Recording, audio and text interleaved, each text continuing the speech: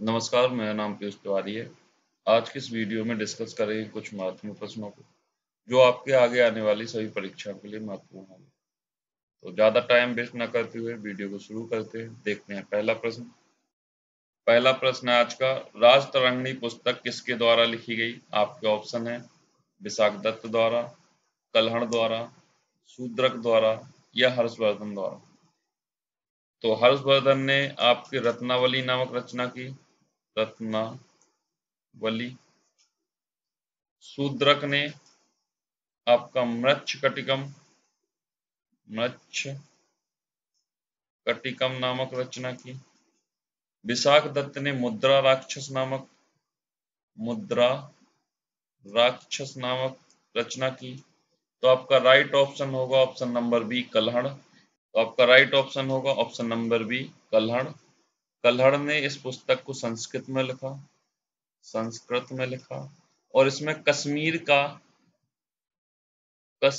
का इतिहास लिखा गया है। और कल्हड़ ऐसे प्रथम व्यक्ति थे जिन्होंने संस्कृत भाषा में इतिहास को क्रमबद्ध तरीके से लिखने का प्रथम प्रयास किया था। ठीक है, तो राजतरंगिणी संस्कृत भाषा में कल्हड़ के द्वारा लिखी गई, जिसमें इतिहास का क्रमबद्ध तरीके से वर्णन किया गया। और इतिहास किसका? तो आपको याद रखना, कश्मीर का इतिहास, जिसमें 4 वंशों के राजाओं का इतिहास बताया गया है। ठीक है, 4 वंश आपके थे, गौनंद वंश, दूसरा था आपका काकोट वंश, और एक था उत्पल और एक था लोहार वंश।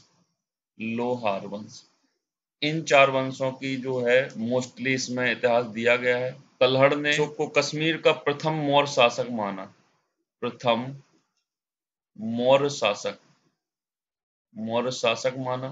कहाँ का? कश्मीर का। कल्हड़ ने माना कि कश्मीर में जो प्रथम मौर्य शासक हुआ वो अशोक हुआ, और इसी ने ही श्रीनगर की स्थापना की। ये किसका मानना था? ये आपके कल्हड़ का मानना था। तो राइट ऑप्शन होगा ऑप्शन नंबर बी। आगे बढ़ते हैं।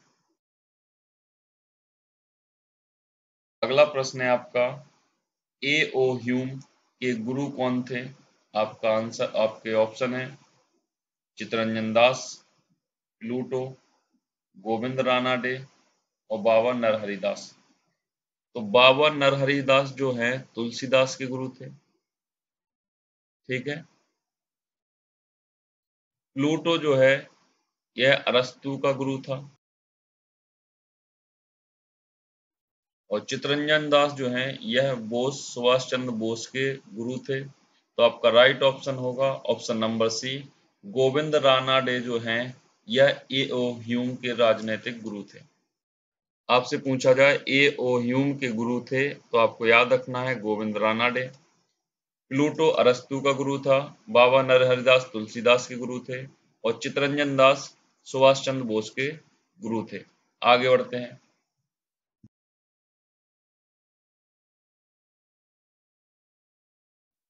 अगला प्रश्न है आपका, लखनऊ की स्थापना किसने की? आपके ऑप्शन है सिकंदर लोदी ने, फिरोज शाह तुगलक ने, आसिफ उद्दौला ने या राव बीकाजी ने। तो राव बीकाजी ने बीकानेर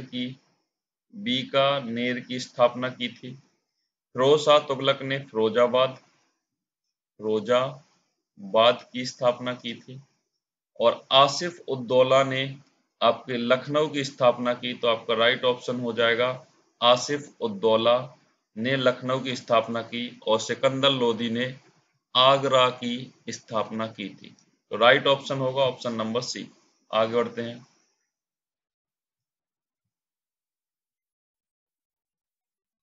अगला प्रश्न है आपका, घाना पक्षी विहार स्थित है भरतपुर में, उड़ीसा में, उत्तर प्रदेश में या इनमें से कोई नहीं। उड़ीसा में यदि देखा जाए तो यहाँ का है नलवाना पक्षी विहार। और उत्तर प्रदेश की यदि देखा जाए तो यहाँ पे है नवाबगंज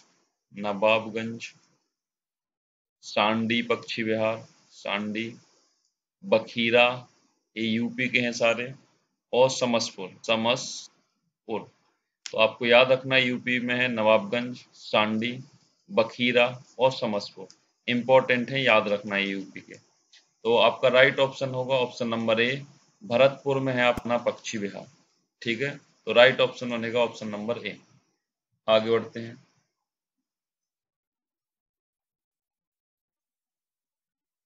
अगला प्रश्न है आपका, प्रोजेक्ट टाइगर कब लागू हुआ? आपके ऑप्शन है 1937 नहीं है, यहाँ पे 73 है।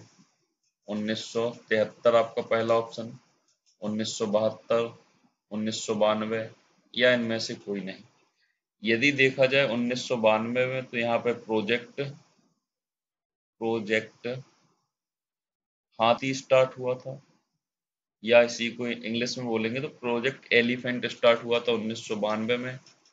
और 1972 में वन्य जीव संरक्षण अधिनियम चालू हुआ था। वन्य जीव संरक्षण अधिनियम आया था आपका 1972 में। तो ये इंपॉर्टेंट क्वेश्चन बनेगा, याद रखना। 1972 में वन्य जीव संरक्षण अधिनियम आया था। तो आपका राइट ऑप्शन होगा ऑप्शन नंबर ए। 1973 में आपका प्रोजेक्ट टाइगर आया था। ठीक है, प्रोजेक्ट टाइगर 1973 में आया था। प्रोजेक्ट एलिफेंट 1992 में आया था। और 1972 में आपका वन्य जीव संरक्षण अधिनियम आया था। इंपॉर्टेंट है, याद रखना सारे क्वेश्चन है। आगे बढ़ते हैं।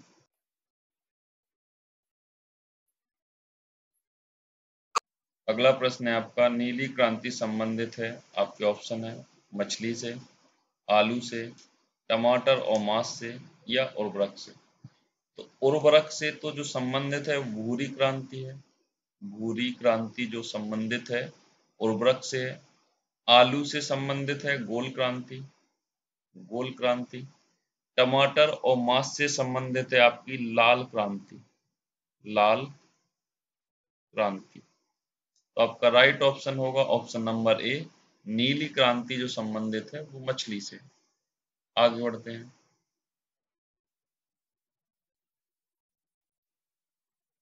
अगला प्रश्न है आपका, राष्ट्रीय ध्वज का डिजाइन किसने तैयार किया था?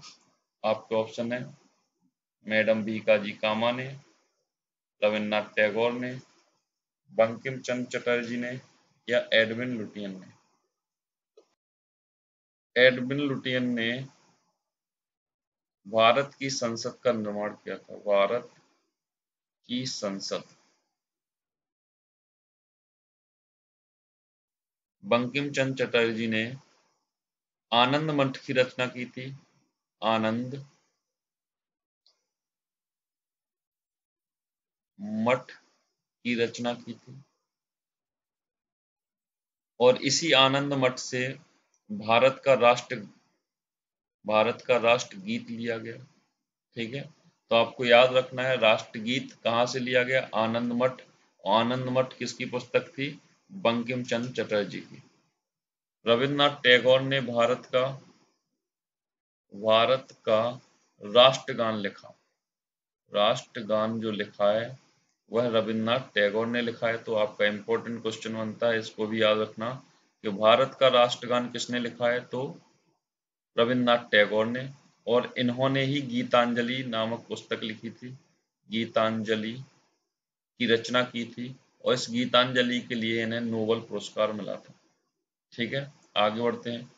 तो आपका राइट ऑप्शन होगा ऑप्शन नंबर ए, राष्ट्रीय ध्वज की जो डिजाइन तैयार की थी वो मैडम जी भीका कामा ने की थी। आगे बढ़ते हैं।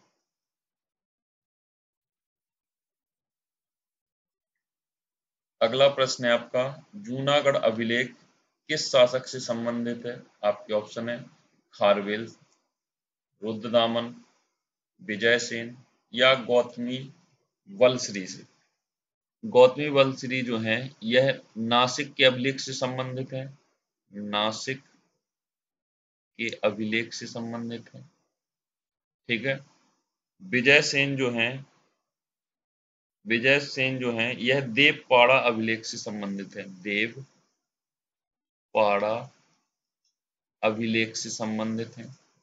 और खारवेल शासक जो है यह आपके हाथी गुम्फा अभिलेख से संबंधित हैं। तो आपका राइट ऑप्शन होगा ऑप्शन नंबर बी, रुद्रदामन जो है वह जूनागढ़ अभिलेख से संबंधित है। आगे बढ़ते हैं। अगला प्रश्न है आपका, नेचुरल हिस्ट्री नामक पुस्तक किस लेखक ने लिखी? आपके ऑप्शन है प्लानी ने, प्लानी वैसे ऐसा लिखा जाता है प्लानी, ठीक है, विंसेंट स्मिथ ने, विलियम जोन्स ने, इनमें से किसी ने नहीं। तो विलियम जोन्स ने मनु स्मृति का इंग्लिश में अनुवाद किया, मनु स्मृति का इंग्लिश अनुवाद किया, इंग्लिश में अनुवाद किया, ठीक है। विंसेंट स्मिथ ने जो लिखी है अर्ली हिस्ट्री ऑफ इंडिया,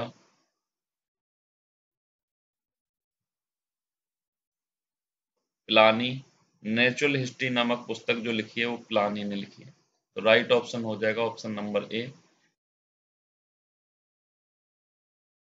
आपसे पूछा जाए विंसेंट स्मिथ ने कौन सी पुस्तक लिखी, तो आपको याद रखना है अर्ली हिस्ट्री ऑफ इंडिया, और विलियम जोन्स ने मनुस्मृति का इंग्लिश में अनुवाद किया। आगे बढ़ते हैं। अगला प्रश्न है आपका, सार्क का मुख्यालय स्थित है? आपके ऑप्शन है काठमांडू में, श्रीलंका में, यूएई में, या जेनेवा में। तो जेनेवा में आपके हैं WHO और WTO के मुख्यालय, ठीक है। यूएई में है ICC का मुख्यालय। तो आपका राइट ऑप्शन हो जाएगा ऑप्शन नंबर ए, काठमांडू में जो है सार्क का मुख्यालय है, और सार्क में 8 देश हैं, ठीक है। आपका श्रीलंका में है एशियन क्रिकेट काउंसिल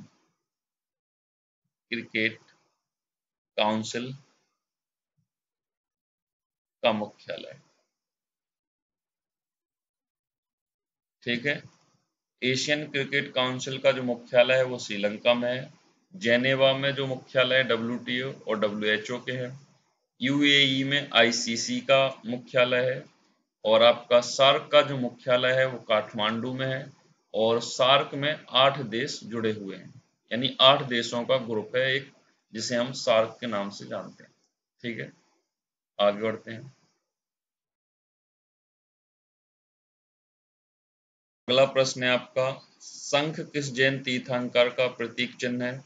आपके ऑप्शन है आदिनाथ का, महावीर का, अजीतनाथ का, या अरिष्टनेमी का।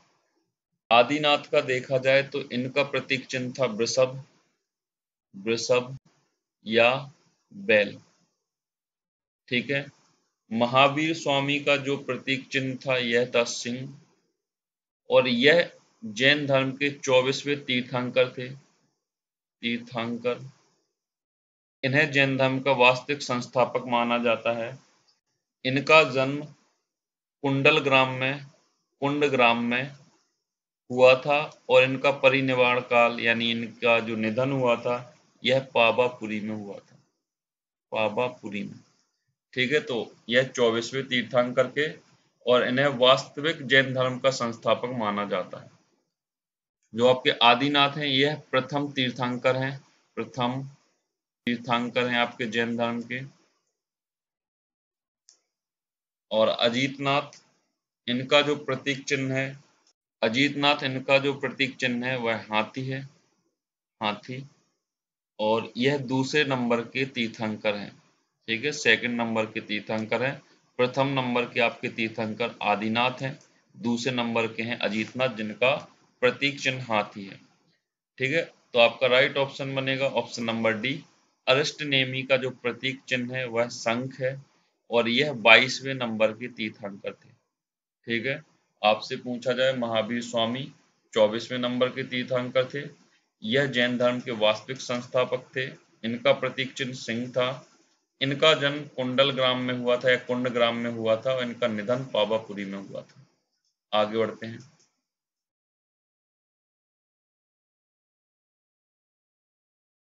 अगला प्रश्न है आपका, रजत मुद्राओं को प्रचलन में लाने वाला प्रथम शासक?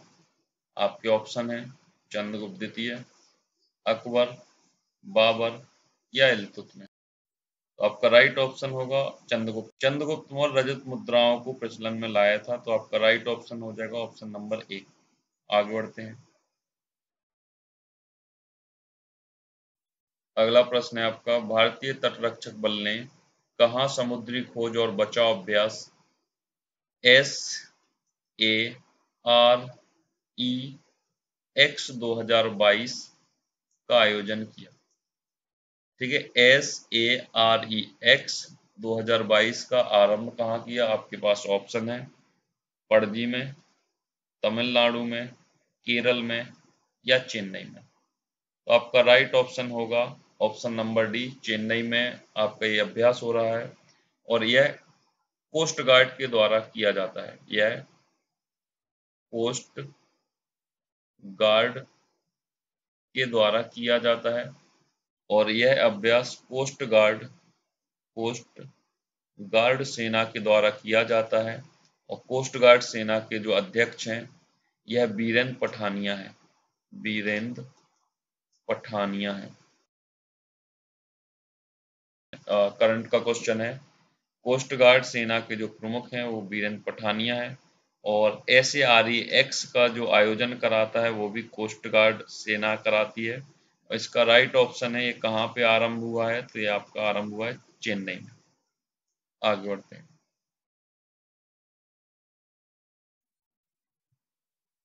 अगला प्रश्न है आपका, वायु सेना दिवस मनाया जाता है 8 अक्टूबर को, 1 दिसंबर को, 2 फरवरी को। ये 2 बार ऑप्शन हो गया 1 दिसंबर, तो यहाँ पर लिख लो इनमें से कोई नहीं। ठीक है, तो 1 दिसंबर को एड्स दिवस मनाया जाता है, एड्स दिवस। 2 फरवरी को आपको 2 फरवरी को आपको आर्द्र भूमि दिवस के रूप में मनाया जाता है, आर्द्र भूमि दिवस।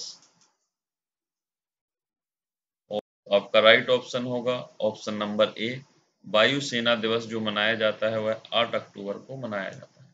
आगे बढ़ते हैं।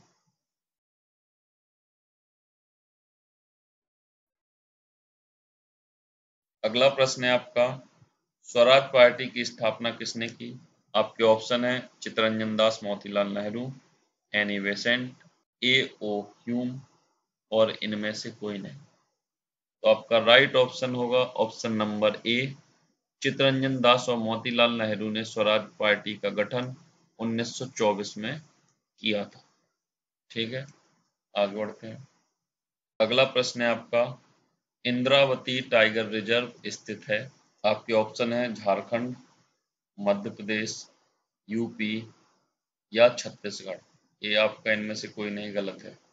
ठीक है, तो आपके ऑप्शन है छत्तीसगढ़, यूपी, मध्य प्रदेश और झारखंड।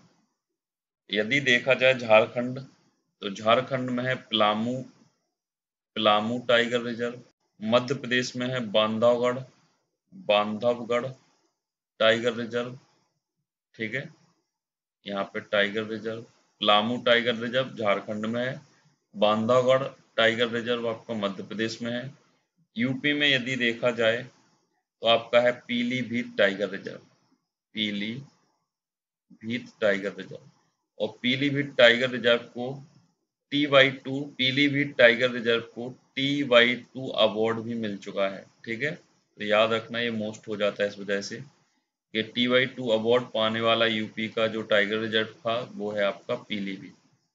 और आपका राइट ऑप्शन हो जाएगा ऑप्शन नंबर डी, इंद्रावती जो टाइगर रिजर्व है ये है आपका छत्तीसगढ़ में। अगला प्रश्न है आपका, दुलहस्ती परियोजना किस नदी पर स्थित है? आपके ऑप्शन है ताप्ती नदी पर, चेनाब नदी पर, झेलम नदी पर या कृष्णा नदी पर। तो कृष्णा नदी पर है आपका नागार्जुन परियोजना। ठीक है, नागार्जुन परियोजना जो है आपका कृष्णा नदी पर है। झेलम नदी पर है तुलबुल परियोजना, तुल। और आपकी ताप्ती नदी पर है आपका उकाई परियोजना। तो आपका राइट ऑप्शन हो जाएगा बी, चेनाब। चेनाब पे है दुलहस्ती परियोजना। ठीक है, तो आपको याद रखना है नागार्जुन परियोजना जो है कृष्णा नदी पर है तुलबुल परियोजना है, झेलम नदी पर है। आपका उकाई परियोजना है, ताप्ती नदी पर स्थित है। और आपका राइट ऑप्शन होगा ऑप्शन नंबर बी, दुलहस्ती जो परियोजना है वो आपकी चेनाब नदी पर है। आगे बढ़ते हैं।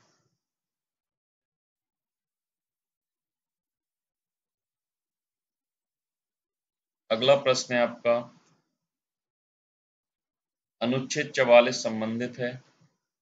पहला ऑप्शन है यूनिफॉर्म सिविल कोड, छुआछूत का अंत, सुप्रीम कोर्ट से, या पंचायती राज व्यवस्था से। तो पंचायती राज व्यवस्था से अनुच्छेद अनुच्छेद 40 संबंधित है। सुप्रीम कोर्ट से अनुच्छेद 124 संबंधित है। ठीक है, 124 सुप्रीम कोर्ट से संबंधित है। यदि आपसे बोला जाए हाई कोर्ट से संबंधित कौन सा आर्टिकल है, तो वो आपको याद रखना है 214। और छुआछूत का अंत, अस्पृश्यता का अंत जो है, यह आर्टिकल 17 में है। तो आपका राइट ऑप्शन होगा ऑप्शन नंबर ए, जो अनुच्छेद 44 है वह यूनिफॉर्म सिविल कोड से संबंधित है। ठीक है, आगे बढ़ते हैं।